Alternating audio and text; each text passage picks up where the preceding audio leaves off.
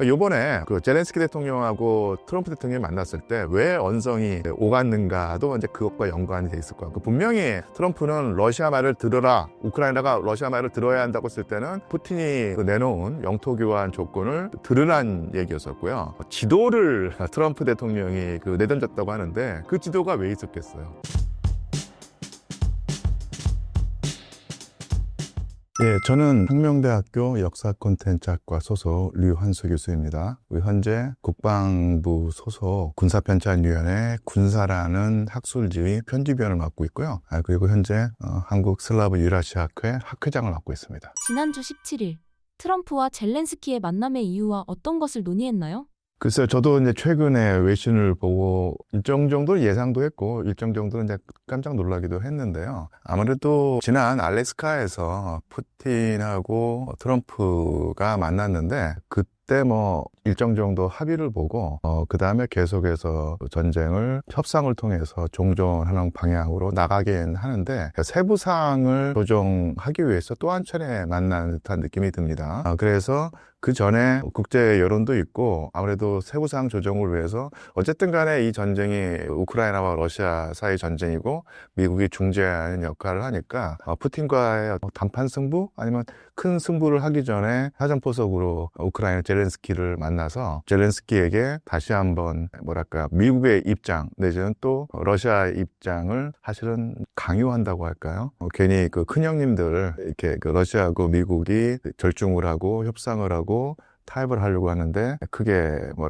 사고 치지 마라, 어쩔 수 없다, 너는 우크라이나 상대로, 이런 입장을 전달하면서 이렇게 또 한 번 활극이라고 할까요? 얼마 전에 연초였죠. 젤렌스키와 트럼프 대통령이 상당히 언쟁까지 하는 수준이 있었는데 이제는 거의 일방적으로, 제가 알기로 영국의 파이낸셜 타임스의 보도에 따르면은 지도를 트럼프 대통령이 내던지면서 젤렌스키를 압박하고, 그리고 토마호크 미사일을 준다는 말을 했다가 또 그것도 철회하는 이런 식으로 해서, 한마디로 요약을 하자면 러시아가 하는 말을 우크라이나가 들어야 된다, 이렇게 압박하고 강요하는 모양새로 회담이 끝났다고 합니다. 그래서 상당히 젤렌스키는 당황스럽고 좀 황망한 느낌을 가지고 회담을 끝냈겠죠. 그렇다면 토마호크 제공 관련해서 교수님의 생각이 궁금합니다. 원래는 미국의 일관된 입장이 확전을 막기 위해서 러시아의 어떤 깊숙한 내부를 타격할 수 있는 장거리 미사일을 젤렌스키나 우크라이나에게 주지 않는다는 입장이었는데, 계속해서 미국과 러시아가 쉽게 말하면 밀당을 하면서 미국의 의도가 약간 통하지 않을 때는 러시아를 압박하는 어떤 카드로 장거리 미사일을 우크라이나에 제공한다는 식으로 그런 식으로 해왔다고 보여요. 최근에 토마호크라고 하는 중장거리 미사일을 우크라이나에 제공하겠다는 식으로 얘기를 해서 젤렌스키에게 희망을 주고 우크라이나에게 어떤 분위기 고조를 하는 어떤 그런 관계가 연출됐었는데, 그러면서도 저는 이제 기본적으로 과연 토마호크라고 하는 중장거리 미사일 하나 가지고 현재 전황을 뒤집을 수 있을까 회의가 있었고요. 또 하나, 과연 아무리 변덕이 심한 트럼프 대통령이지만 근본적으로 입장을 바꿔서 젤렌스키에게 토마호크 미사일을 줄까 좀 의심을 했었는데, 아니나 다를까 확답을 하지 않았다고 하는데, 지금 상태에서 미국이 젤렌스키 대통령에게 토마호크를 주겠다는 확답을 안 한다, 내지는 어떤 입장을 모호하게 취한다는 것은 결국은 주지 않는다는 얘기겠죠. 그래서 젤렌스키에게는 희망 고문이 된 듯합니다. 결국은 중장거리 미사일, 특히 토마호크 미사일을 우크라이나에게 제공하는 일은 물 건너갔다, 이렇게 볼 수 있겠죠. 이번 트럼프와 젤렌스키 회담 이후 트럼프와 푸틴의 만남은 어떤 의미를 가지나요? 헝가리에서 결국은 부다페스트죠. 부다페스트에서 미국의 트럼프 대통령과 러시아 연방의 푸틴 대통령이 만나기로 했는데, 사실은 앵커리지 회담보다 더 큰, 미국과 러시아 사이에서 더 큰 진전이 이루어질 듯 하고요. 쟁점은 제가 볼 때는 결국 영토 교환 문제라고 보여요. 제가 만약에 푸틴이라고 하면은 푸틴에게는 크게 두 가지 패가 있을 듯 합니다. 하나는 뭐냐면 외교 협상을 벌여서 미국을 상대로 협상을 벌여서 가장 많은 이득을 얻어낸 다음에 못 이기는 체하고 전쟁을 끝내는 방법이 있고요. 또 하나는 뭐냐면 뭐 미국과의 어떤 그런 절충이 여의치 않거나 아니면 뭐랄까 시원하지 않을 때는 한 겨울쯤에 한 번 더 공세를 펼쳐서 더 많은 정가를 올려내고 전황을 확실하게 러시아에게 유리하게 가져온 다음에 그것을 발판 삼아서 더 유리한 조건을 얻어내서 뭐 내년 뭐 중반쯤에 전쟁을 뭐 휴전한다든지 뭐 이런 식의 방법일 텐데, 그 전에 회담에서 제안된 바가 있었는데 영토 교환 문제가 그때 나왔었거든요. 그게 뭐냐면 그러니까 우크라이나가 상당히 큰 나라죠. 지금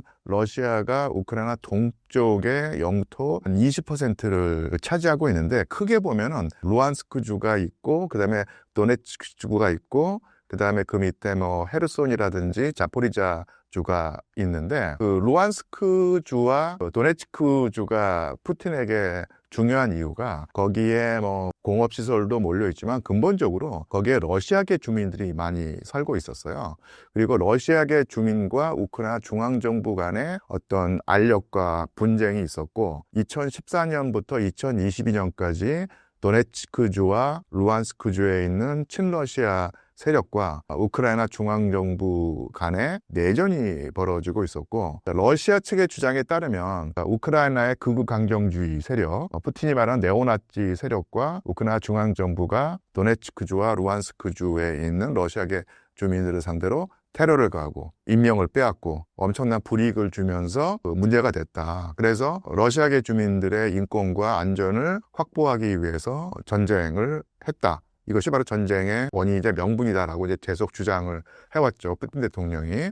그래서 그 여러 가지 요인 중에 하나지만 어쨌든 간에 도네츠크주와 루안스크주에 있는 러시아계 우크라이나 국민들의 주민들의 안전을 보장하는 것이 여러 전쟁 목적 중에 하나인데, 그 문제를 근본적으로 해결하는 방법은 도네츠크주와 루안스크주가 러시아에 편입이 되는 것이었거든요. 이것도 바로 그 분리독립주의자들의 최종 목표였는데, 루안스크주는 거의 100% 가까이 지금 러시아군이 점령하고 있어요. 근데 도네츠크주 같은 경우가 한 70% 정도를 점령하였고 나머지 30%는 아직 우크라이나 그 군의 수중에 있거든요. 그래서 지금 제가 볼 때는 그 집착에 가까울 정도로 푸틴 대통령이 이 도네츠크주의 마지막 30%까지 확보해서 거기에 있는 러시아계 주민들의 안전을 보장하려고 하는 듯 합니다.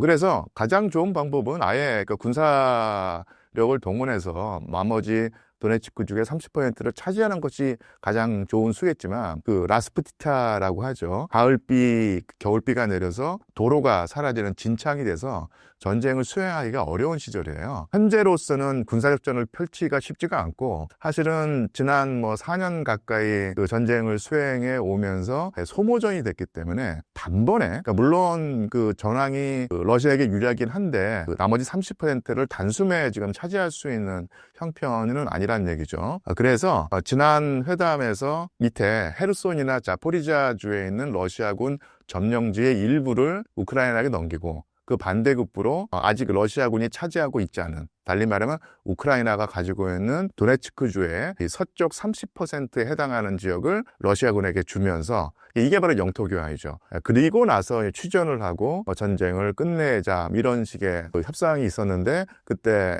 젤렌스키 대통령이 받아들이지 않으면서 흐지부지 됐었거든요.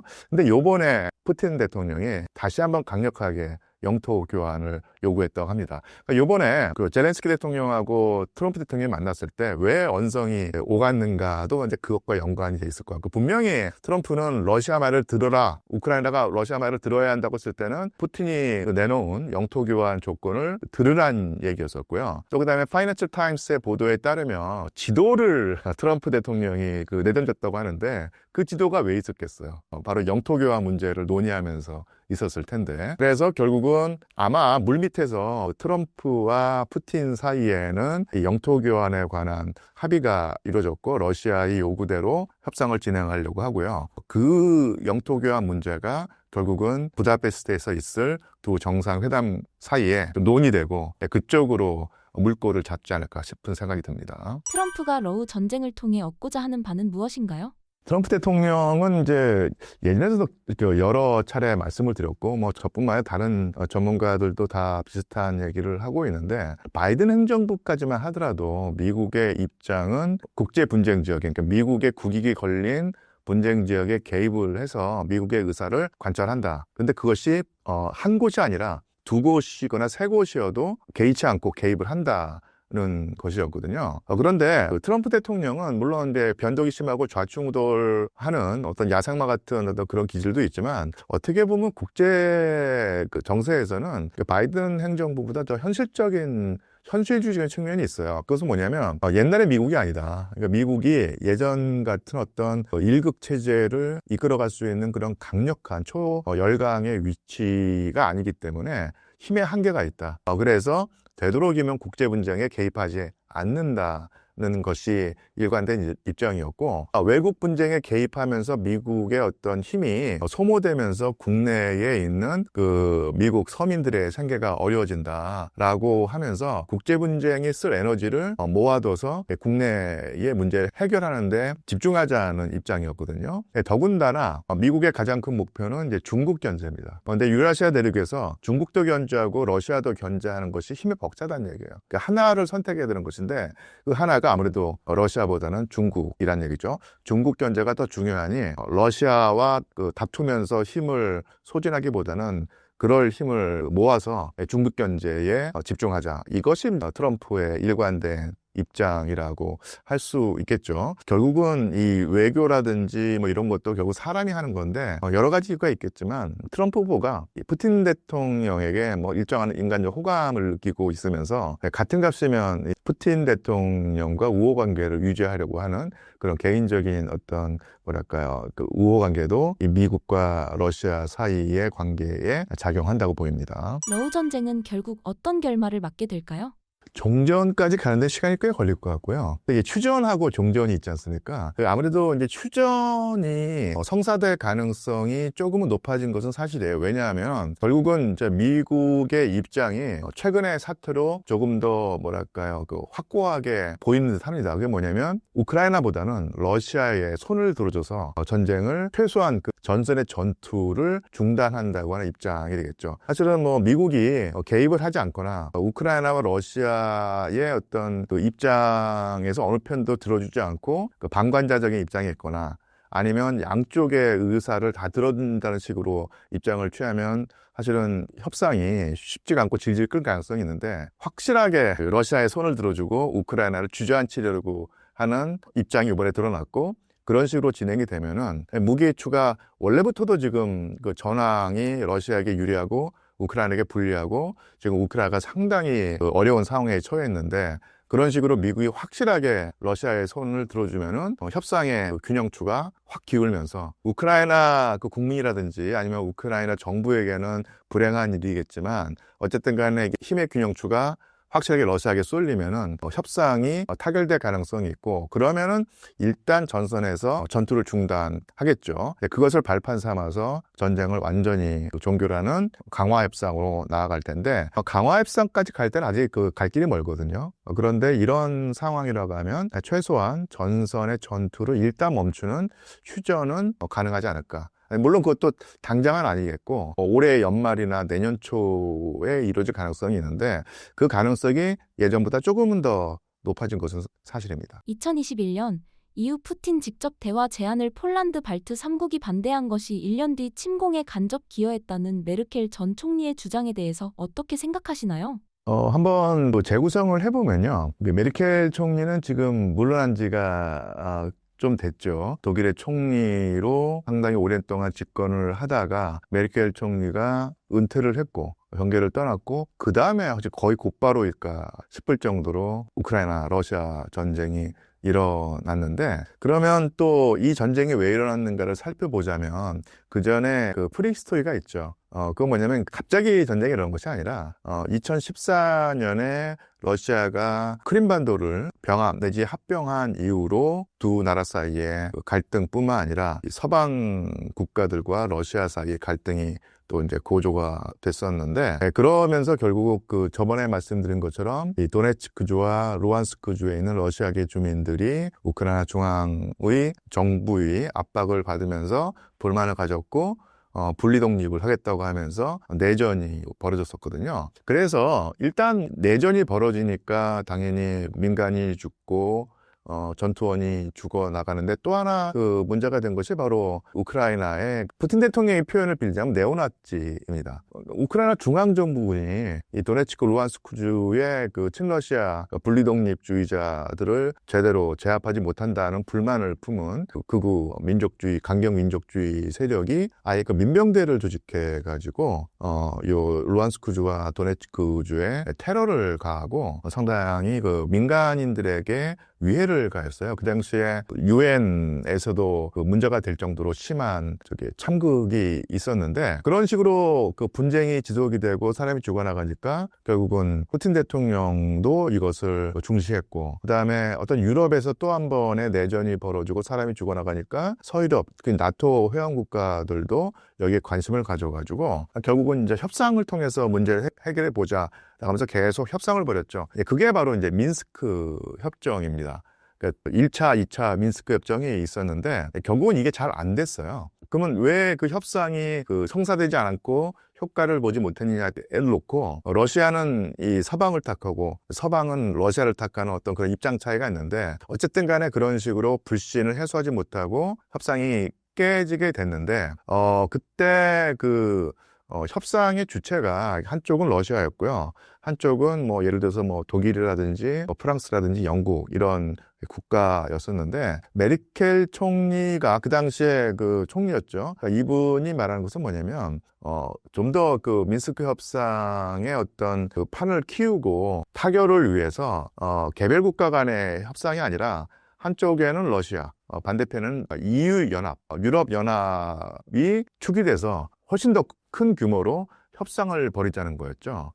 그래서 EU 연합과 러시아의 협상을 벌이자는 입장이었는데, 여기에 그 뭐랄까 반대 입장을 취하는 것이 바로 폴란드라든지 발트해 3국이었다는 얘기입니다. 왜 그러면 그 폴란드와 발트해 3국이 이 협상에 이의를 제기하고 협상을 하지 말자고 했냐면은 결국은 EU와 러시아 간의 어떤 협상이란 것이 결국 타협과 절충으로 흐르면서 러시아에게 유리한 어떤 결과가 나타나게 되면은 러시아에 대한 공포심을 가지고 있는 폴란드나 발트해로서는 자기네들에게 불리하게 될까봐 그것을 겁나가지고 아예 그냥 판을 깨려고 했던 거예요. 근데 메르켈 총리의 입장에서는 그때 만약에 EU와 러시아 간의 어떤 정식 그 협상이 있었더라고 하면은 어떤 형태로든 간에 그 좋은 결과를 도출해내서 냈을 것이고, 그렇게 되면은 결국은 2022년에 그 푸틴이 우크라이나를 침공하는 어떤 그런 결정을 내리지 않았을 것이고, 그랬다면 전쟁이 없었을 것이다. 그러니까 이런 식의 생각을 가지고 있었던 모양입니다. 근데 그것을 최근에 헝가리라고 기억을 하는데, 헝가리 파르티잔이라고 하는 그 언론 매체가 있는데, 그 매체와 인터뷰를 하면서 그 말을 했던 거예요. 그래서 그때 협상이 진행되고 있었고, 아니면 그 협상을 성사하기 위한 어떤 물밑 작업이 있었는데, 이것에 불만을 품은 발트해 3국과 폴란드가 이의를 제기했고, 그것이 이제 어그러지면서 전쟁이 벌어졌다. 그런 식의 어떤 그 속사정을 얘기를 했는데, 또 그 인터뷰를 들은 또 발트해 3국과 폴란드가 그럼 우리 때문에 전쟁이 일어났다는 얘기냐. 또 그리고 또 메르켈 당신이 말하는 것처럼 협상이 벌어졌다고 치자. 그 협상이 효율적이고 가시적인 성과를 낸다는 보장이 어디 있었겠느냐. 당신이 그 러시아를 몰라서 그런데 러시아는 절대로 그런 식으로 자기에게 불리한 어떤 협상에 도장을 찍을 국가가 아니다. 그러니까 이런 식으로 설전이 오갔던 것이죠. 러시아가 동유럽을 비롯한 유럽 국가들의 드론을 날리는 이유가 무엇인가요? 2주나 3주 전에 상당히 여기에 관한 보도가 많이 있었는데요. 보도를 접하셨다는 이제 전제하에 좀 보충 설명을 드리자면요. 결국은 우리나라의 그 보도가 러시아를 좀 탓하고, 이 러시아의 어떤 그런 위배 행위가 침범이라든지 아니면 이런 행위가 서유럽에 얼마만큼 경각심을 불러일으켰느냐, 이런 식으로 보도가 되는데, 제가 사실은 뭐 군사 전문가는 아니지만, 제가 알고 있었던 사실은 그거였습니다. 그 뭐냐면, 사실은 2022년 2월부터 현재까지 거의 4년 가까이 전쟁이 지속되고 있는데 계속해서 드론이라든지 미사일을 주고받으면서 아니면 또 러시아가 또 워낙 훨씬 더 많은 큰 비율로 우크라이나보다 훨씬 더 많은 미사일과 비행체, 드론을 우크라이나 영토에 쏟아부으면서 피해를 주고 있었죠. 그런데 그전에도 아마 분명히 드론이라든지 어떤 비행체가 우크라이나 서부를 공격하다가 폴란드 쪽으로 살짝 넘어가는 일이 있었을 거예요. 근데 그때는 폴란드라든지 나토가 사실 문제를 크게 삼지 않았다가 이번에 최근에 있었던 것을 쉽게 말하면 그것은 이제 문제 삼기 시작한 거죠. 근데 그전에는 전혀 러시아의 비행체가 이 폴란드 영토를 침범한 적이 없었는데 최근에 그런 일이 벌어지니까 폴란드라든지 아니면 나토 국가가 그것을 문제 삼은 것이 아니라 그전에도 분명히 있었는데 그때는 이제 여러 가지 이유에서 그것을 문제 삼지 않다가 이번에 문제 삼으면서 이게 여론의 관심을 받았던 것인데요. 제가 사실은 아까도 처음에 소개할 때 제가 한국 슬라브 유라시아 학회장을 맡고 있다고 했는데 이에 관련된 학술 발표회가 있었고 제가 거기 참석해서 조금 최신 정보를 얻었는데 그것은 뭐냐면 오히려 2023년이나 2024년에 러시아 비행체가 폴란드라든지 아니면 이쪽을 침범한 경우가 더 많았다는 거예요. 정보를 통해서 제가 예전에 했던 추측이 맞았다는 어떤 그런 생각을 할 수 있었는데 그러면서 저는 이제 러시아가 의도하지는 않았든 아니면 의도했든 간에 살짝 뭐랄까 간을 본다고 할까요? 그렇게 해서 살짝 폴란드 영토에 일부러 아주 깊숙이는 아니더라도 살짝 침범을 해서 이 나토의 어떤 태세 내지는 어떤 준비를 한번 떠보는 그런 의도가 있었다고 생각을 했는데 최근에 제가 말씀드린 학술 발표에서 얻은 정보에 따르면 그러니까 이런 정보도 있다고 생각하시면 될 듯합니다. 여러 가지 해석이 있는데 어떤 해석이 있냐면 최근에 더더욱 더 강력한 기세로 러시아가 드론이라든지 미사일을 날려서 우크라이나를 공격하고 있었는데 당연히 우크라이나도 가만히 있지는 않죠. 대공 방공망을 동원해서 이 미사일이나 드론을 격추하려고 노력합니다. 그리고 뭐 미국이라든지 서방으로부터 받은 방공 무기가 있어서 그걸로 계속 방어를 하고 있었는데 아시겠지만 미사일은 상당히 고가의 무기죠. 수도 제한돼 있고 한 번에 뭐 수십억 원의 비용이 들어가는 어떤 그런 것이고 반면에 드론은 값이 싸죠. 그래서 항상 미사일과 드론을 함께 날립니다. 그래서 공격을 할 때 효율성을 높이고요. 또 하나 드론이라든지 미사일을 적게 쏘면은요, 당연히 방공망이 다 감지를 해서 대부분 다 격추할 수가 있어요. 그래서 그런 우크라이나의 대공 방공망을 뚫는 가장 좋은 방법이 뭐냐면 엄청나게 많은 비행체를 한꺼번에 날리는 겁니다. 그래야지 많이 날리면은 그 중에 상당수가 격추되더라도 살아남은 비행체가 떨어지게 되면 피해를 줄 수 있다는 얘기죠. 그런데 당연한 얘기지만 비싼 미사일이라든지 아니면 고가형 드론을 많이 날릴 수는 없지 않습니까? 그래서 저가형 폭탄도 안 달려 있고 그 다음에 어떤 항법 장치도 안 달려 있고 아주 저가형 드론을 엄청나게 많이 날린다는 거예요. 이것은 또 우크라이나군의 대공 무기의 효율성을 떨어뜨릴 목적이라는 얘기죠. 그런데 제가 말씀드렸을 때 저가형 드론에는 항법 장치라든지 이런 게 없다고 했습니다. 조용성이 떨어지는 거예요. 그러면서 이것이 우크라이나를 목표로 해서 날려보냈는데 이게 성능이 떨어지고 워낙 값싼 비행체이기 때문에 이것이 폴란드 영토를 살짝 침범하는 경우가 여러 번 있었다는 얘기죠. 그런데 이것을 그전까지 문제 삼지 않다가 이번에 그 나토가 그리고 또 폴란드가 문제 삼으면서 이게 상당히 뭐랄까요, 그 센세이션을 불러일으키고 크게 여론의 초점을 불러 모았는데, 이런 속사정이 있다고 하는 정보를 가지고 앞으로 사태를 분석하시는데 도움을 얻길 바랍니다. 푸틴의 의도와 다르게 나토의 분열 대신 독일이 징병제와 재무장을 검토 중이라고 하는데 어떻게 된 일인가요?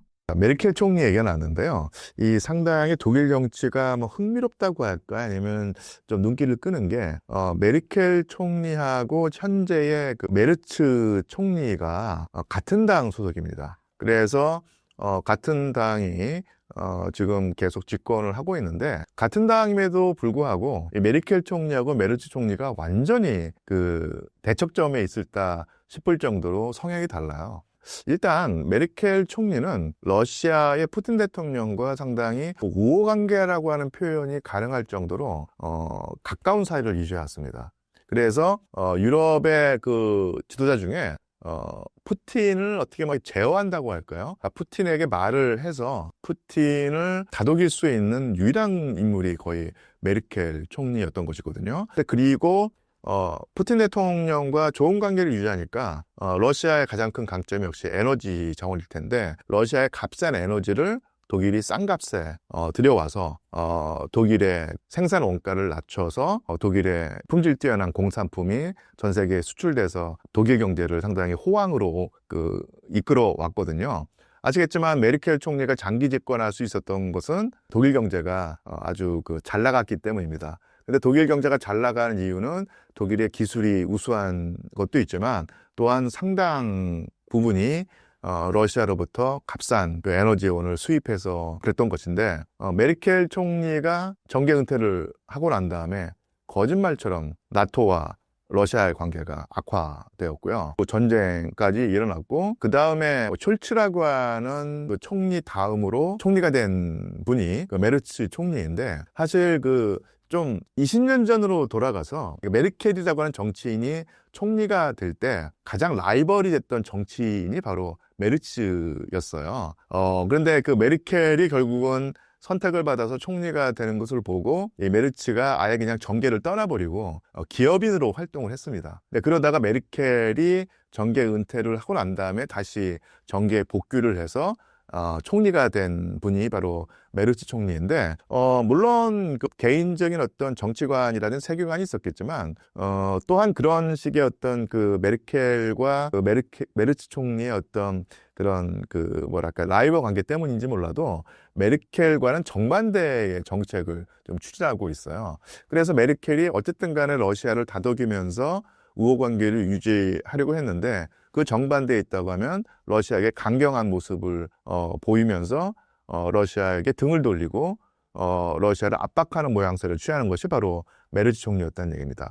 그래서 지금까지 전쟁 4년 동안 치르면서 이 영국이 가장 러시아에게 강경한 입장을 취했었고, 프랑스도 못지않게 강경한 입장을 취했었는데, 최근 들어서 가장 강경한 목소리를 내는 나라, 그러니까 러시아를 상대로 강경한 목소리를 내는 나라는 영국도 아니고 프랑스도 아니고 바로 독일입니다. 그게 바로 메르츠 총리의 정치관이자 대러시아 입장일 텐데요. 그래서 아예 대놓고 독일이 재무장하겠다. 그리고 기갑부대를 만들겠다. 그리고 기갑부대를 창설해서 여기 발트해 3국에 배치하겠다. 그리고 독일과 러시아가 지금 교전 관계 내지는 적대 관계에 있지 않다고 말할 수 없다. 이런 식으로 계속해서 강경한 발언을 쏟아내고 러시아를 자극하고 있죠. 이런 면에서 사실은 역사에서 러시아와 독일이 항상 우호 관계보다는 근대 현대 들어서 상당히 뭐랄까, 적대 관계에 있었고 전쟁까지 했던 것인데, 과연 그런 식의 어떤 수준의 갈등 관계로까지 치닫는 것이 아닌가라는 어떤 불안감이 조성되고 있는 것이 사실이죠. 러시아의 도발로 세계 3차 대전이 일어날 수도 있을까요? 근데 우리나라 언론에서는 러시아의 간복이라고 하는데, 뭐 그런 측면이 있는데요. 항상 그렇지만 이게 어느 한쪽이 일방적으로 잘못하고 어느 한쪽이 일방적으로 잘했다고 보기 힘든 것이 항상 국제 관계거든요. 그러니까 예를 들어서 나토가 이 발트 연안지대라든지 이런 쪽에서 군사훈련을 하면은 그것은 뭐 자기의 나토 회원국의 어떤 그 자유와 아니면 국가안보를 지키기 위한 정당한 훈련이고, 러시아가 비슷한 훈련을 하면 이것은 러시아가 그 서방을 도발한다는 식으로 부정적으로 보도를 하는데, 다 각자의 입장이 있을 것이고요. 사실은 어쨌든 간에 전쟁을 했다는 데에서는 러시아가 비판받아 마땅하지만, 그렇다고 해서 독일이 이런 식으로 러시아에게 강경한 자세를 취한다고 하면은 자칫 잘못하면 이게 나토와 러시아 간의 충돌로 번질 수 있고, 그렇게 되면 정말 제3차 세계대전이고, 제3차 세계대전이 일어난다고 하면 뭐 인류 공멸의 위기까지 갈 수가 있는 것이죠. 그런 면에서 푸틴 대통령이 근본적인 잘못을 저질렀지만, 그렇다고 해서 독일을 위시한 나토 국가들이 과연 합당하게 행동하고 있는가를 또 한번 짚어봐야 됩니다.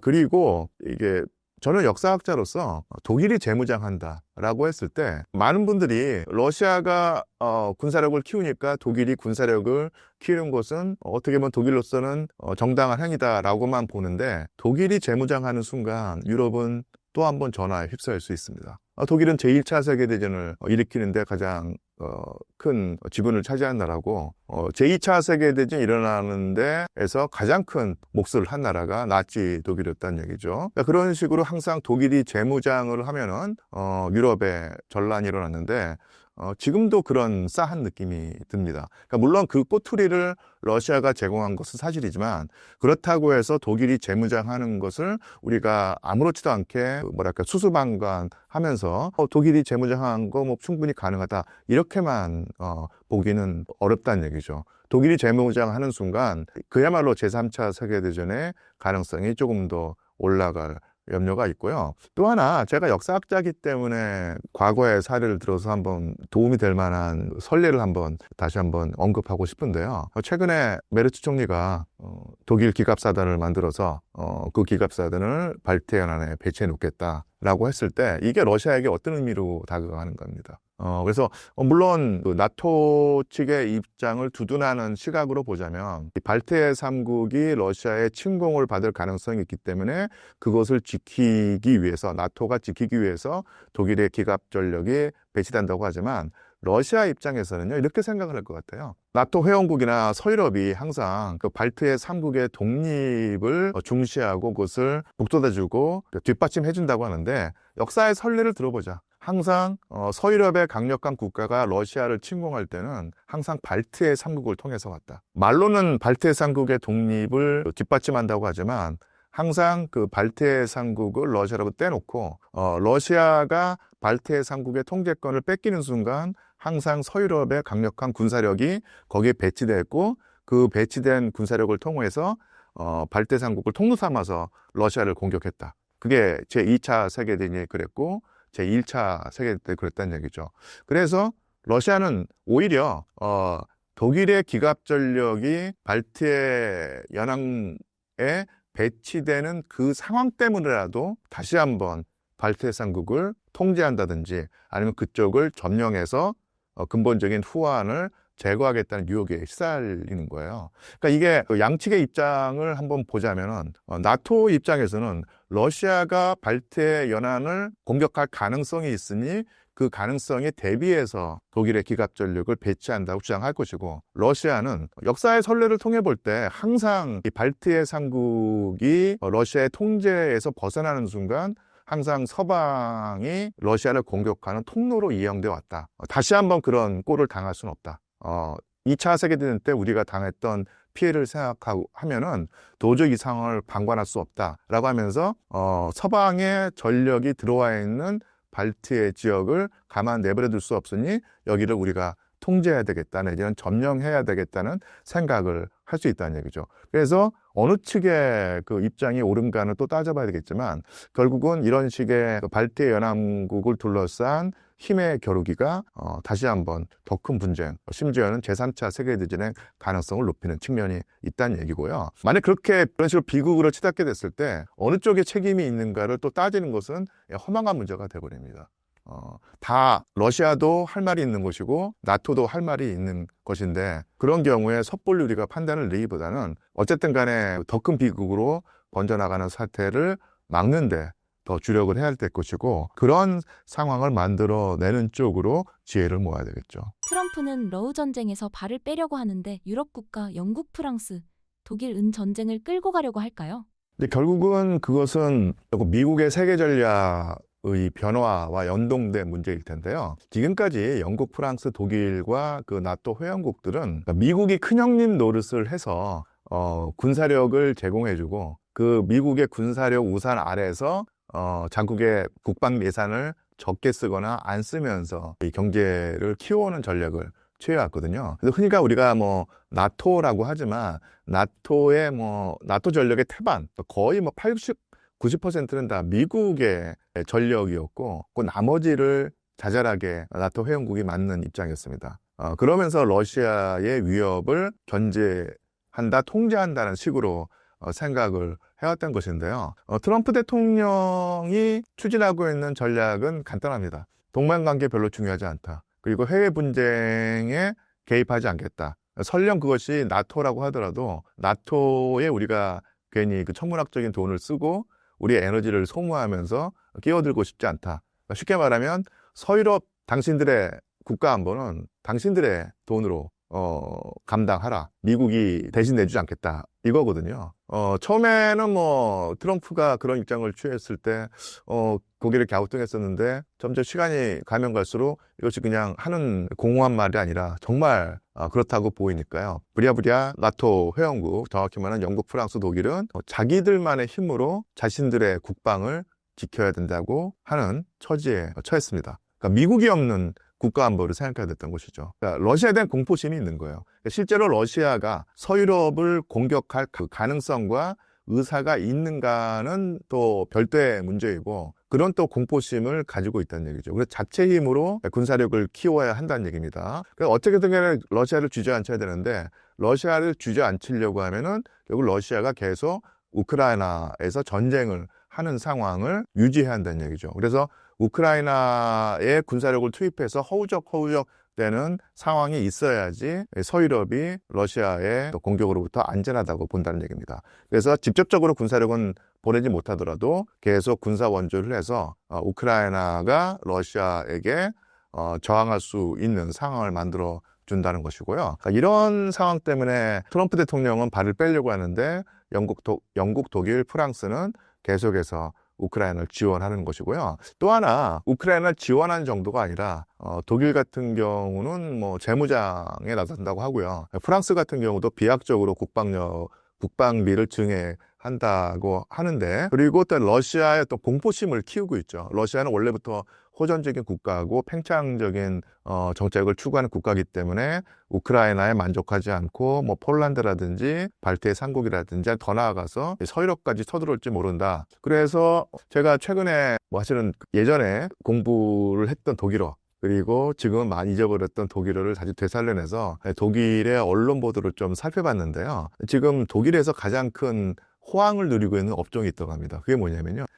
자기 집에 우리 식구가 숨을 수 있는 지하 방공호를 설치한다는 거예요. 근데 왜 독일 시민들이 자기 집에 지하 방공호를 만들려고 할까요? 푸틴이 러시아가 독일을 공격할 수 있으니 그에 대비해서 만들겠다. 이렇게 된다는 얘기죠. 그래서 현재 그 메르츠 총리의 그 지도부도 그렇고 일반 상당수의 독일 국민들 사이에서도 러시아에 대한 공포심이 있다는 얘기죠. 이 정도로 상황이 심각하고 그래서 독일 같은 경우 프랑스나 영국 같은 경우도 제3차 세계대전이 멀지 않았다라는 식의 어떤 분위기가 있다고 하는데요. 저는 과연 이런 생각을 합니다. 이게 그런 러시아에 대한 공포심이야 늘 존재해 왔고 결국 우크라이나 전쟁이 계속되면서 또 우크라이나 전쟁에서 러시아가 승기를 잡고 전황이 유리하게 되니까 공포심이 더 커졌을 텐데 결국은 제가 볼 때 영국, 프랑스, 독일이 러시아에게 공포심을 느끼고 아니면 또 느끼는 것과 더불어서 저는 그 공포를 일부러 조장하고 있다는 느낌이 들어요. 부풀리고 과장한다는 느낌이 드는데 그 이유가 뭐냐면 아시겠지만 영국도 그렇고 프랑스도 그렇고 독일도 그렇고 이 세 나라가 서유럽의 핵심 국가이고 나토의 핵심 국가인데 세 나라의 공통점이 있습니다. 그게 뭐냐면요. 현재 집권 세력이 엄청난 위기에 빠져 있다는 거예요. 그리고 어떤 표현에 따르면 극우라고 표현하기도 하고요. 어떤 분들은 강경 우파 내지는 급진 우파라고 표현하는데 표현이 어떻든 간에 현재의 집권 세력에게 반감을 느끼고 그 정책에 반감을 느끼고 결집하고 있는 야당 세력이 있는데 대개의 경우는 우파 성향을 띠고 있는데 독일 같은 경우 독일 대한당 그리고 프랑스의 르펜 후보가 또 지도하고 있는 당이 있죠. 영국 같은 경우가 아예 그 보수당이 제3당으로 전락을 해버리고 현재 노동당이 집권하고 있는데 그 노동당도 조금 있으면 권력을 잃어버릴 위기에 처하고 있으면서 그 나이젤 페이지라고 하나요? 독일 대한당에 해당하는 영국의 당이 있고 아주 엄청난 기세로 표를 얻고 집권 가능성을 높이고 있다고 하더라고요. 이렇게 됐을 때 독일의 메르츠 총리, 그 다음에 프랑스의 마크롱 대통령, 그리고 영국의 스타머 총리겠죠. 이분들이 느끼는 공포심이라는 게 있고 집권을 하기 위해서는 내부의 결속을 다져야 됩니다. 근데 항상 그렇지만 어떤 집권 세력이 위기에 처했을 때 위기를 넘기는 가장 흔히 쓰는 방법이 뭐냐면 외부의 위기를 강조하고 외부에 어떤 공포스러운 존재가 있다고 선전하면서 이렇게 외부에 우리의 적이 있으니 우리 안으로 똘똘 뭉쳐야 되고 이견을 말하지 말자 이런 분위기를 하는 것이거든요. 그래서 저는 결국 근본적으로는 영국, 프랑스, 독일의 현 집권 세력이 자체 내에 있는 어떤 그 반발 세력, 반대 세력의 어떤 공포심을 느끼고 그것을 넘고자 그 위기를 타개하고자 러시아라고 하는 공포스러운 존재의 존재감을 부각하고 러시아가 주는 위기를 더 부풀리고 과장해서 자신들의 위기를 넘어서려는 그런 그 집권 세력의 어떤 좋게 말하면 방식, 나쁘게 말하면 술책이라고 봐야 한다는 얘기죠. 그래서 이렇게 생각을 하면은 왜 미국마저도 우크라이나 전쟁에서 발을 빼려고 하는데 이 세 나라가 계속 우크라이나를 돕고자 하는가? 거기서 그치는 것이 아니라 왜 러시아를 상대로 더 큰, 더 강경한 자세를 취하면서 푸틴 대통령에게 공격적인 언사를 하는가를 이해할 수 있다고 생각을 합니다. 장기화된 전쟁 속에서 현재 러시아의 내부 상황은 어떤가요? 내부 상황은요, 일단 경제가 예전보다 안 좋다고 합니다. 한번 러시아 경제만 국한해서 한번 다시 재구성을 해보면요. 2022년 2월에 전쟁이 일어났을 때, 정확히 말하면 러시아가 전격적으로 침공했을 때, 당시 미국의 바이든 행정부와 바이든 행정부를 따르는 서방 국가들이 아주 신속하게 입장을 표명했죠. 러시아를 압박하면서 우크라이나를 보호해야 한다는 입장을 취했고요. 직접적으로 군대를 보내진 않았지만 무기를 지원하고 자금 지원을 하고요. 그 다음에 러시아를 상대로 아주 강력한 경제 제재를 취했습니다. 그래서 2022년과 2023년, 2024년까지도 전 세계에서 가장 심한, 가장 강력한 경제 제재를 받는 나라는 북한도 아니고 쿠바도 아니고 이란도 아니고 바로 러시아였어요. 그런 상황에서 웬만한 경제학자는 서방에 그렇게 강력하고도 체계적인 경제 제재를 받고 있으니 러시아 경제가 오래 못 버틸 것이다. 3개월, 아무리 길어봤자 한 6개월 정도 버티다가 경제가 파탄이 나서 전쟁을 지속할지도 모른다. 이런 식의 예상을 했었는데 그 예상이 완전히 빗나갔죠. 러시아 경제는 무너지기는커녕 오히려 서유럽보다 더 높은 경제 성장을 했죠. 물론 이제 왜 그런 경제 성장을 할 수 있었는가를 정말 간단히 얘기를 하자면요. 첫 번째가 돈이 돌았다는 얘기죠. 전쟁을 수행하니까 돈을 풀어서 경제를 돌릴 수 있었고, 그 다음에 군수공업이 쌩쌩 돌아가니까 고용률이 높아가면서 소비력이 커졌다는 것. 이것이 가장 큰데 쉽게 말하면 이제 거품이 끼인다는 얘기인데요. 그러니까 두 번째는 결국은 러시아는 에너지와 식량을 자급자족하는 거대한 경제 기반을 가진 기초체력을 가진 국가입니다. 그러니까 경제 제재를 버텨낼 수 있었던 것이고요. 인적 요소를 들자면요. 제가 몇 번 언급을 했는데 어떤 분들에게 생소한 이름일지 모르지만 엘비나 나비올리나라고 하는 경제학자가 있습니다. 이분은 푸틴의 경제 브레인이에요. 그래서 러시아의 그 경제적 총괄해서 지도하는 사람인데 상당히 뛰어난 그 능력을 가지고 있어서 2014년에 그 크림반도를 러시아가 병합하면서 그때도 경제 제재를 받았었는데 그때 한번 휘청했거든요. 러시아 경제가. 그때 그 휘청이는 러시아 경제를 추스려서 경제 체질을 어떤 그 바꾸고 강화하는 임무를 맡았던 사람이 바로 나비울리나였습니다. 그리고 그 임무를 너무너무 잘 수행했어요. 그리고 2014년에 경제 제재를 받으면서 아주 근본적으로 러시아 경제의 어떤 토대를 다지고 바꿔 놓아서 지금 경제 제재를 버틸 수 있는 것이거든요. 그러니까 이런 식의 요인들이 작용을 해서 러시아 경제가 잘 나갔습니다. 반면에 그 영국, 프랑스, 독일 같은 경우는 약속이라는 듯이다. 저성장, 경제 위기에 시달려 가지고 경제 호황을 누리는, 물론 거품이 끼어 있긴 하지만 경제 호황을 누리는 러시아와 경제 위기에 시달리는 서방이 대비되면서 상당히 좀 뭐랄까 낯선 그 상황이 연출이 됐었는데 벌써 전쟁이 벌어진 지가 그 4년 가까이 됐고요. 러시아 경제가 잘 버텨왔죠. 잘 버텨왔는데 결국은 그 체력에도 한계가 있다는 얘기죠. 그래서 작년까지만 하더라도 러시아 현재 가본분들의 말에 따르면은 슈퍼마켓이 아주 물건이 끄득끄득하고 사람들도 상당히 소비를 많이 하고 소비 지수가 상당히 높아졌다고 하더라고요. 그리고 뭐 그 도시뿐만 아니라 지방에서도 돈이 도는 거예요. 왜냐하면 지금 조금 그 전쟁을 설명하자면 러시아는 이게 그 징집병, 그러니까 이 국가가 강제로 이 군복을 입혀서 군대에 끌어들인 또 그런 군인들이 있는데 이 군인들을 전쟁 지역에 보내지 못합니다. 국가 법이 그래요. 그러면 지금 군복을 입고 무기를 들고 우크라이나 군과 싸우는 러시아 군인들은 어떤 사람들이냐? 이 사람은 계약병입니다.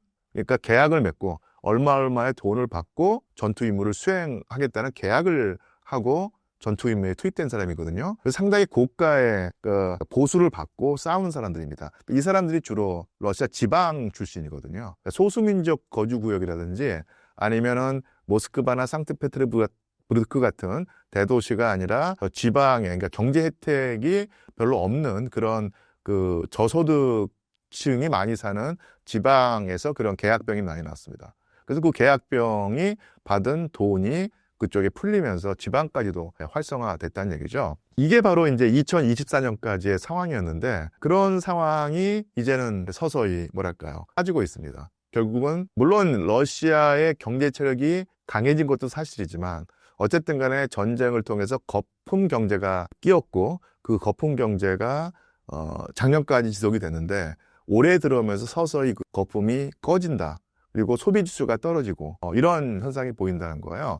그래서 뭐 그 수치를 좀 들여다보니까 2024년까지 러시아의 연 경제 성장률이 3%를 넘어서 거의 4%에 가까웠는데 올해 들어서는 거기 한 1% 정도로 떨어졌다고 하는 겁니다.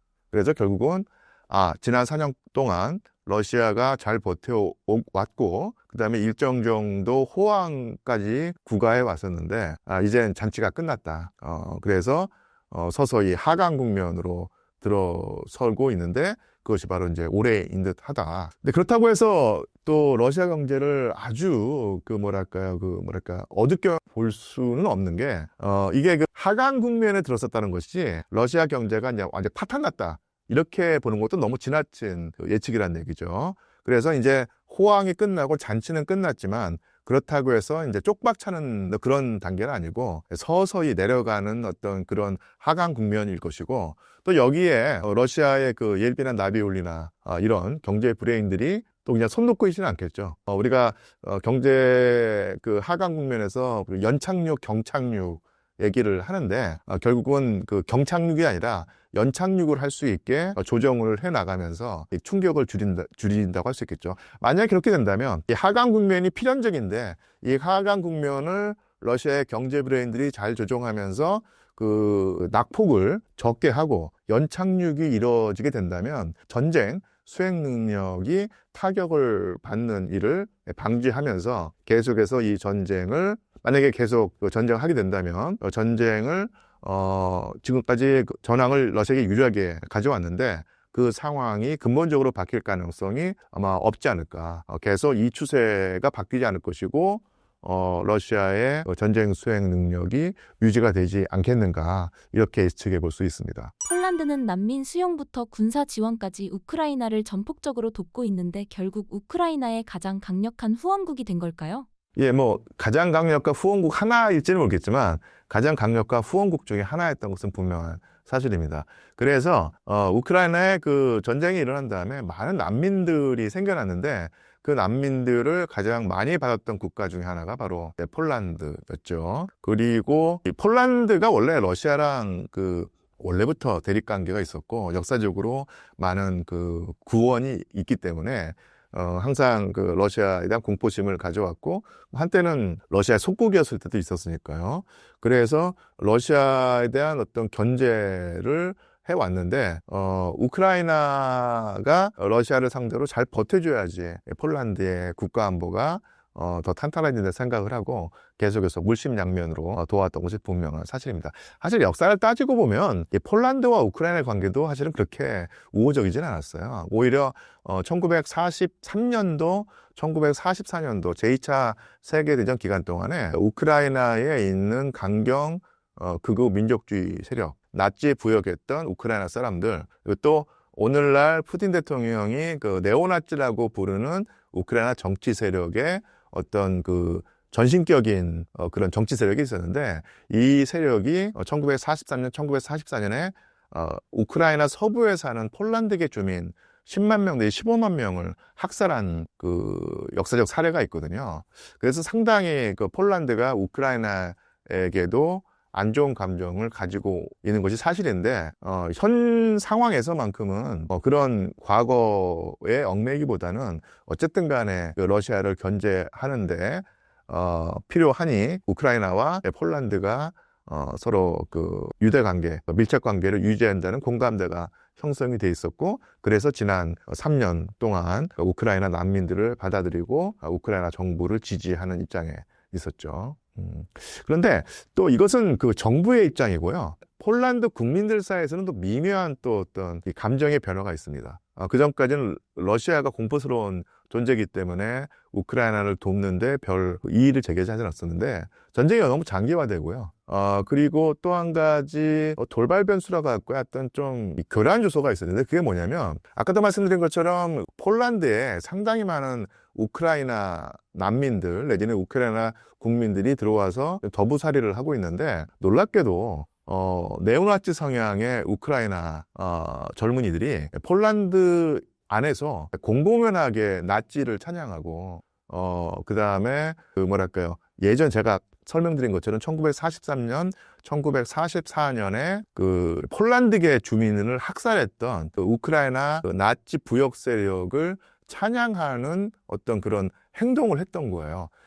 한 달 전쯤에 폴란드에서 팝 콘서트가 있었는데 그 수만 명이 모이는 팝 콘서트에서 수백 명의 우크라이나 젊은이들이 공공연하게 나치에 부역했던 그 정치 세력을 찬양하는 구호를 외치고 폴란드 국민들의 눈살을 찌푸리게 만드는 행동을 했다는 얘기죠. 그래서 미묘하게 폴란드 국민들 사이에서 일반 국민들 사이에서 아니 우리가 옛날에 우리를 괴롭혔던 우크라이나의 어떤 그런 과거를 잠시 접어두고 우리가 우크라이나를 도와주고 있었는데 그런 은혜도 모르고 우크라이나의 일부라고 하지만 어쨌든 간에 적지 않은 젊은이들이 우리 폴란드 영토에서 나치를 찬양하고 폴란드계 주민들을 학살했던 이름이 우크라이나 민족주의자 단이라고 하는 조직이거든요. 이 조직을 찬양하는 행동을 할 수 있는가라고 하면서 상당히 여론이 안 좋아졌습니다. 그래서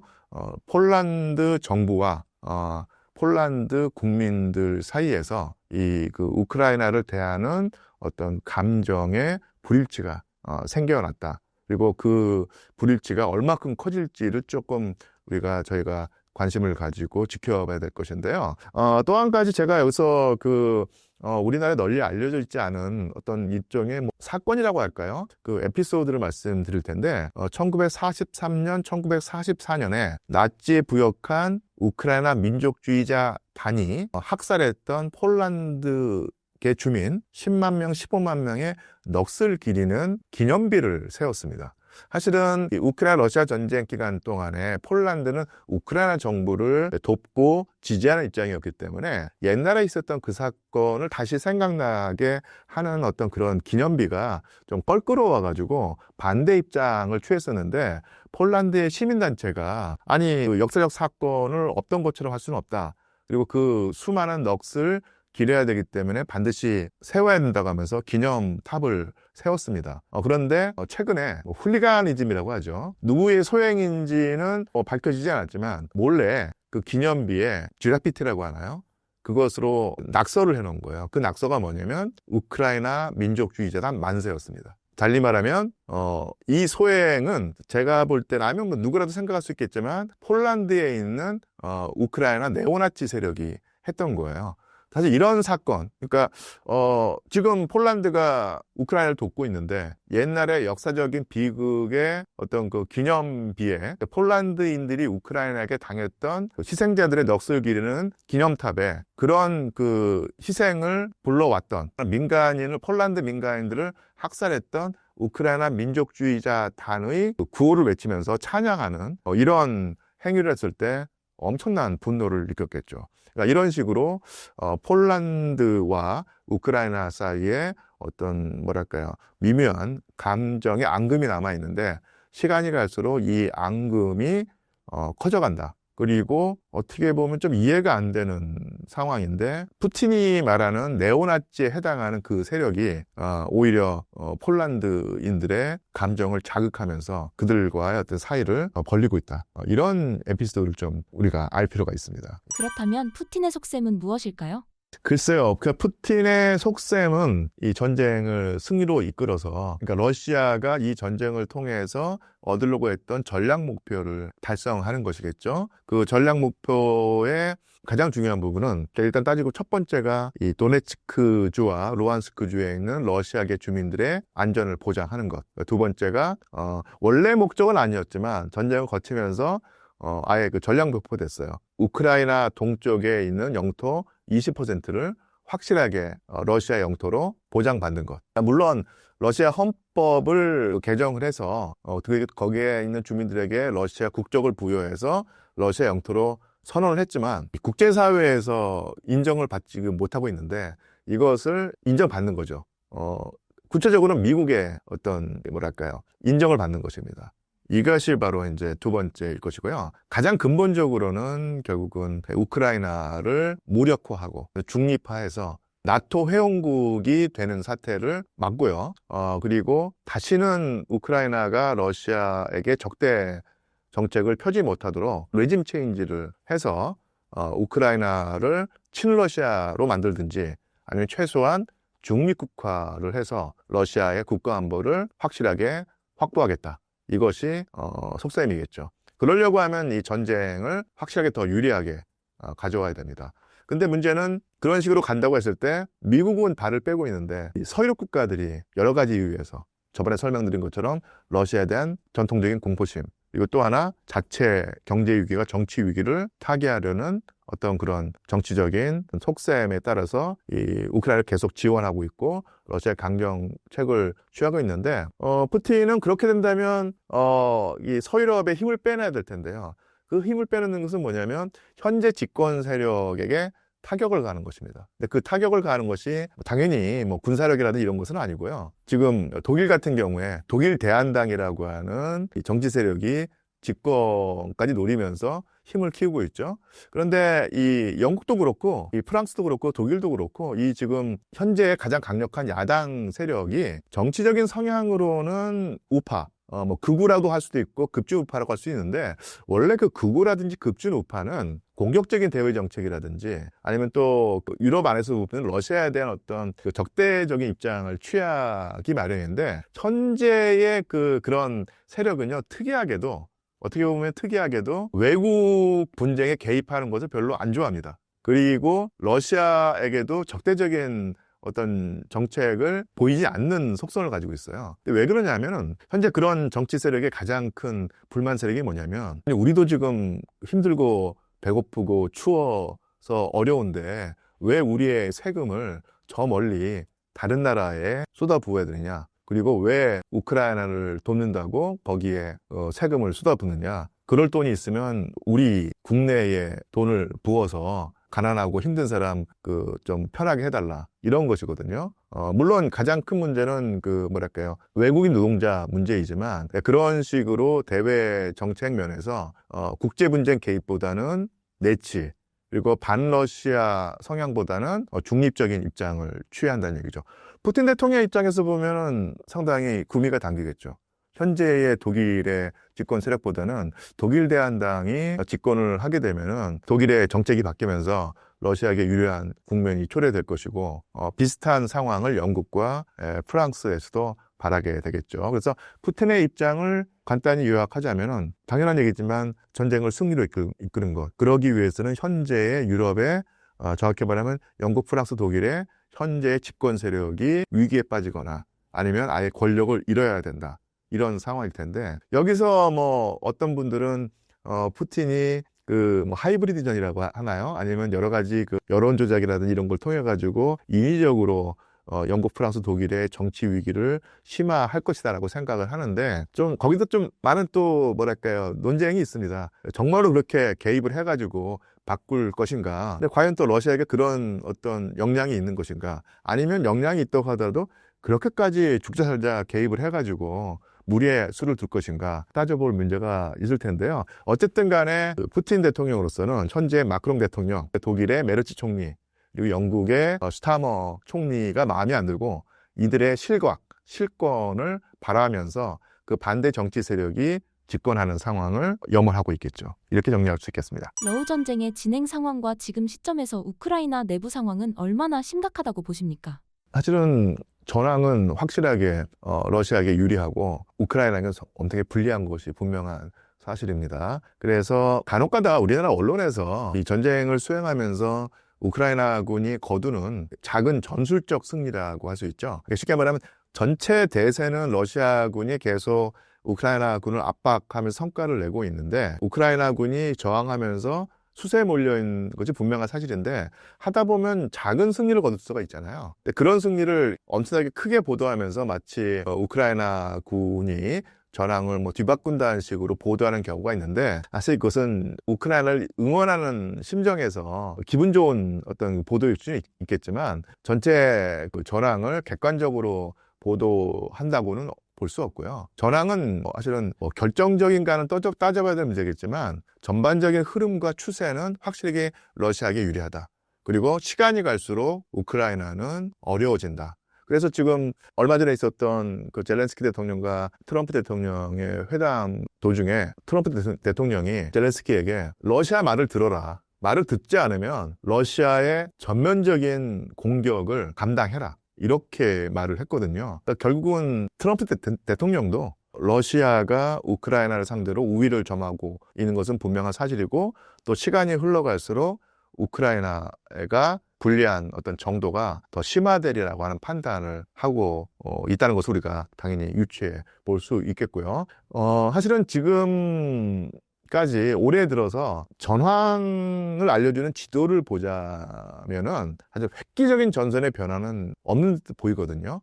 근데 그것은 그렇게 보이는 것뿐이지 러시아군은 아주 조금씩 하지만 꾸준히 서쪽으로 우크라이나군을 밀어붙이고 있었고 우크라이나군이 밀려나고 있었습니다. 장기전 소모전 속에서 계속해서 러시아가 우크라이나군의 전력을 갉아먹으면서 우크라이나군을 위기에 빠뜨렸고요. 전문가마다 차이가 있지만 한 가지 가능성은 이런 식으로 계속해서 조금씩 러시아군이 우크라이나군을 압박하면서 전쟁을 유리하게 지속하는 그런 상황이 있고요. 또 하나는 뭐냐면 우크라이나군의 방어가 결국은 얇아지다 못해가지고 어느 순간에 파열할 수가 있는데 그 파열점이 멀지 않았다. 이런 분석도 있습니다. 그러니까 우크라이나군이 여러 가지로 불리한 상황에서 사실은 지금 통계와 보도를 보니까 미국이 엄청난 물자 지원과 무기 지원을 했는데 최근에 한 두어 달 사이에 그게 0이 됐다고 하더라고요. 아예 미국은 완전히 무기 지원을 끊어버렸습니다.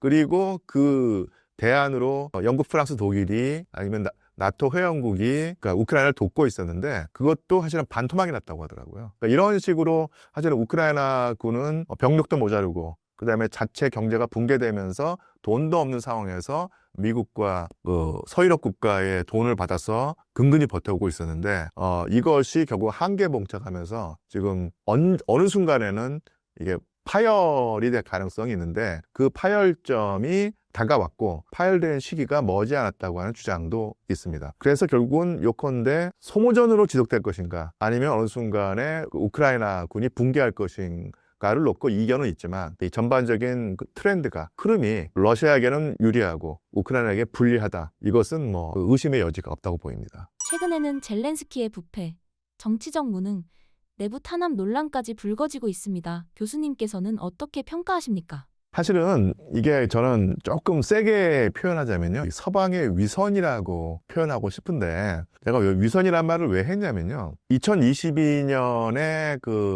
러시아가 우크라이나를 침공했을 때 여기에 서방 국가들이 어떤 입장을 취했냐면 러시아는 팽창주의적이고 호전적인 그리고 제국주의적인 속성을 가지고 우크라이나 침공했다. 우크라이나가 러시아를 상대로 무너지게 되면, 그러니까 러시아가 우크라이나를 만약에 차지하게 되면은 이 러시아의 그 제국주의적인 속성, 팽창주의적인 속성, 호전적인 속성이 더 발현을 하면서 유럽 전체를 위기에 빠뜨릴 수 있다.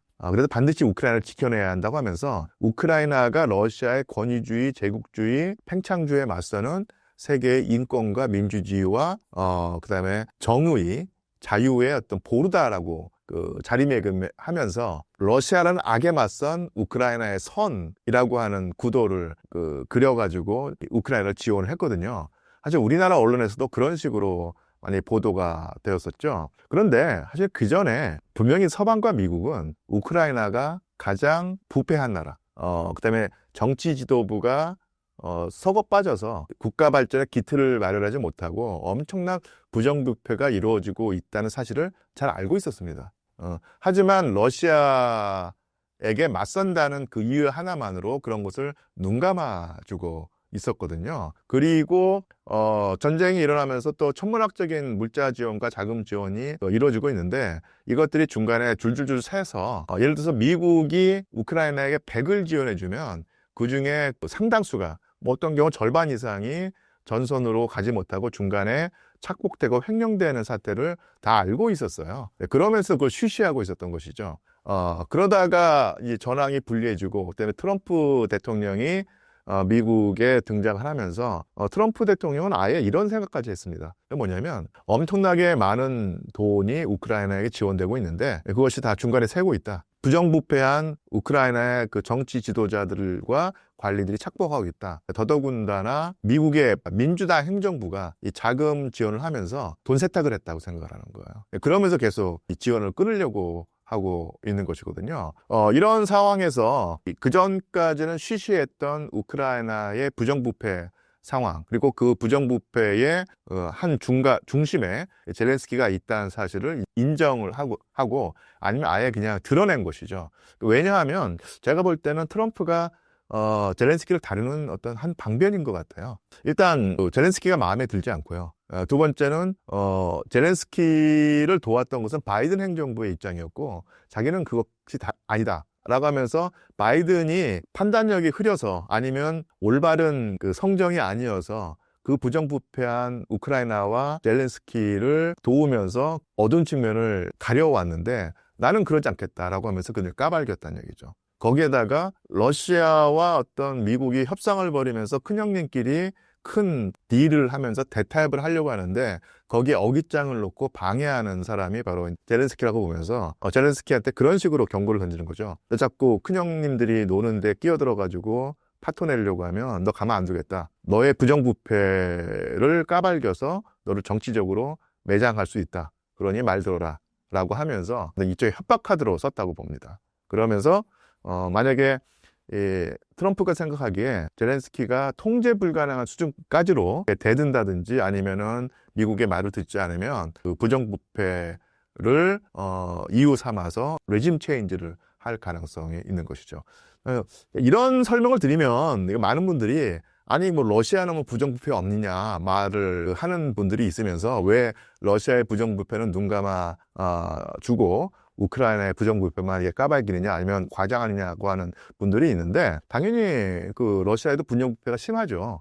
근데 정도의 차이가 있는 것도 분명한 사실이고요. 또 하나 러시아의 부정부패는 어쨌든 간에 푸틴이 통제하고 있습니다. 물론 푸틴 자체도 사실은 뭐 깨끗한 인물은 아니겠지만 어쨌든 간에 이 부정부패가 러시아의 국가 기틀을 흔들 정도가 되는 것은 자신의 권력 유지에도 별로 도움이 안 되기 때문에 일정 정도 통제를 하고 있어요. 그리고 중요한 것은 뭐냐면 아시겠지만 그 쇼이구라고 하는 자기의 측근이 국방부 장관으로 러시아 국방부 장관을 오랫동안 임무를 수행하고 있었는데 최근에 이름이 벨로우소프인가요? 새로운 어떤 그 경제 전문가, 군대와는 상관없는 그 민간 전문가로 국방장관을 교체했죠. 한 1년이 넘었을 것입니다. 지금 그 신임 국방부 장관이 하는 가장 중요한 임무 중에 하나가 뭐냐면 러시아 군대의 부정부패 일소예요. 그것이 뭐랄까 성과를 거두는가는 또 따져봐야 될 문제였고 제가 듣기로 이 현재의 그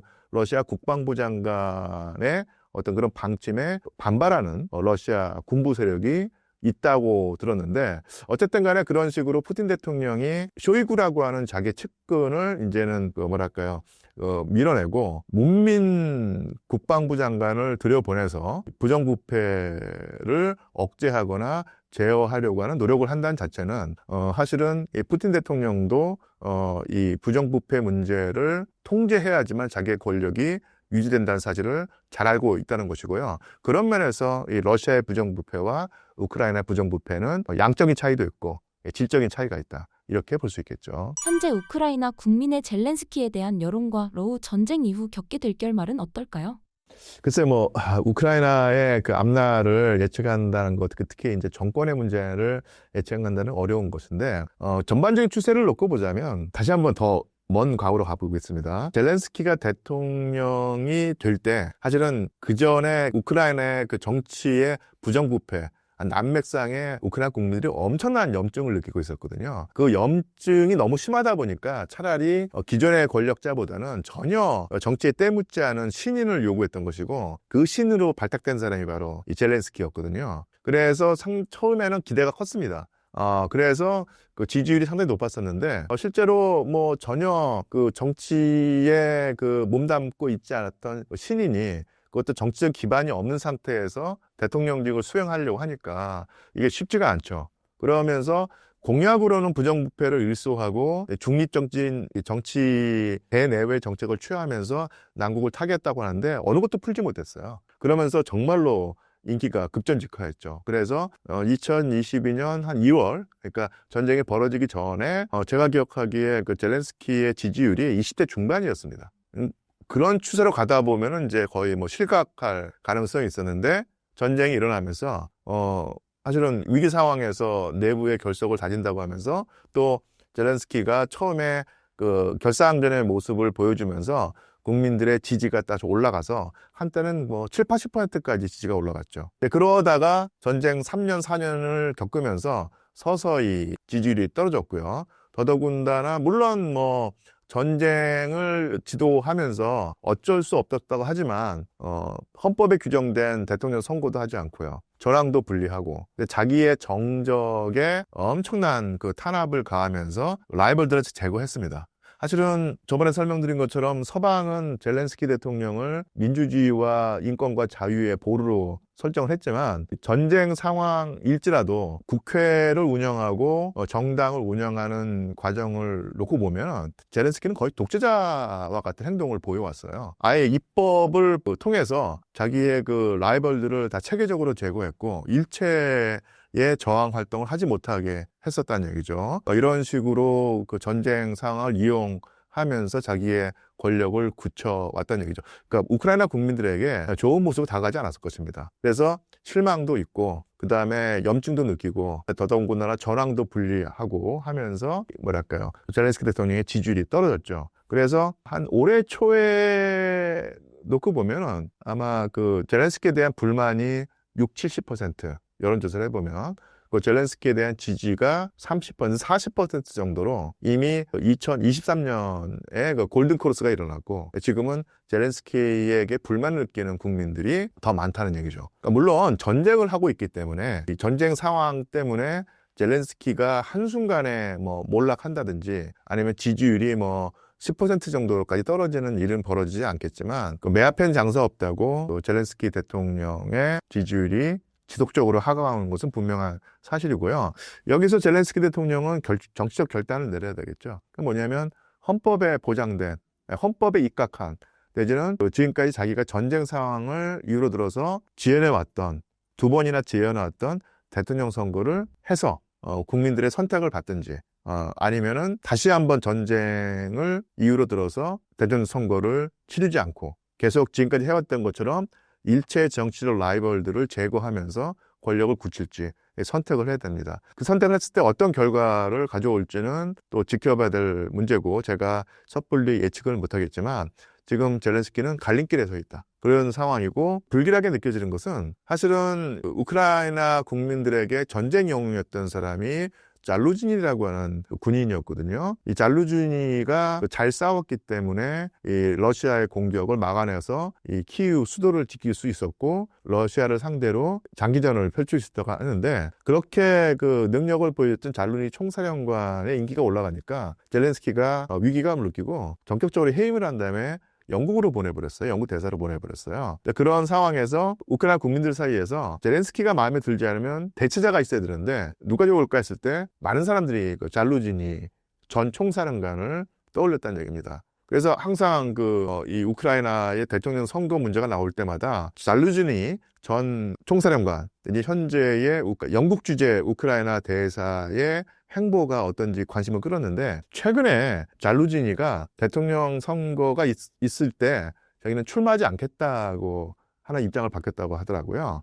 근데 만약 그것이 맞는 보도라고 하면은 엄청난 압박, 물밑에서 어떤 압박이 가해지면서 이 잘루지니가 젤렌스키의 대항마가 되는 상황을 막으려고 하는 현재 젤렌스키 지도부의 공작이 들어갔을 텐데 그렇게 따지자고 하면은 젤렌스키가 서방이 바라는 달리 말하는 그 민주적인 방법으로 정권을 유지하려고 하는 노력을 사실은 하지 않으려고 하는 것이 아닌가 이렇게도 볼 수 있겠죠. 마지막으로 신사임당 구독자분들께 한 말씀 부탁드립니다. 벌써 4년이 됐고 어쨌든 간에 그 다른 분쟁, 캄보디아라든지 아니면 인도와 파키스탄 쪽에 있었던 그 분쟁들은 짧게 끝났고, 그리고 비극이었던 이스라엘, 팔레스타인 분쟁도 어쨌든 간에 한 매듭이 씌워졌는데, 현재, 우크라이나 러시아 전쟁은 아직까지도, 지속되고 있고, 엄청나게 많은 민간인 피해가 나고 있는데요. 조속히 종결되는 것이 염원인 것은 분명한 사실인데요. 우크라이나 러시아 전쟁 이전의 세계와 이후의 세계가 완전히 다릅니다. 사실은 다른 전쟁은 사실 그런 식으로 국제 정세에 엄청난 변화를 불러일으키지 못했는데 우크라이나 러시아 전쟁, 그러니까 2022년 이전에는 미국의 일극 체제였었는데 지금은 사실은 미국의 일극 체제를 말하는 사람이 별로 없죠. 그리고 또 분명한 것은 트럼프 대통령조차도 미국의 일극 체제에 대한 확신을 버리고 있어요. 미국이 그런 식으로 모든 국제 분쟁에 개입을 해서 미국의 국가 이익을 관철할 수 있는 상황도 아니고 그래서도 안 된다. 물론 미국이 가장 강력한 극으로 남아야 되겠지만 그 극이 하나일 필요는 없다라는 사실을 인정하고 있습니다. 달리 말하면 다극 체제로 가고 있는데요. 그럼에 의해서 이 전쟁이 중요하다는 얘기죠. 그런데 이 전쟁을 흑백 논리로 보면서 러시아가 악이고 우크라이나가 선이기 때문에 이에 따른 흑백 논리, 선악의 논리로 이 전쟁을 보게 된다면 결국은 이 전쟁에 가져온 변화를 제대로 분석하지 못하게 됩니다. 그래서 세계 정세가 미국의 일극 체제에서 다극 체제로 바뀌고 있는데 이런 흐름을 놓칠 가능성이 있다는 얘기죠.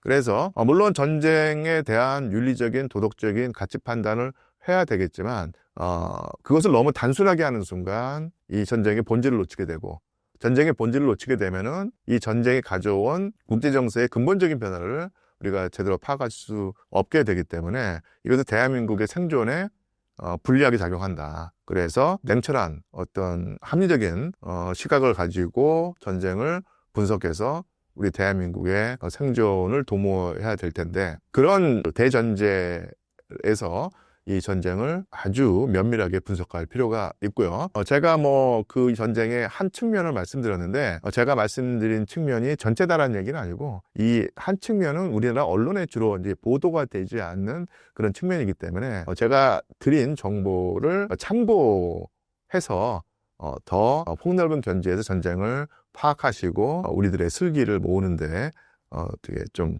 힘을 모으기를 바랍니다. 예, 고맙습니다.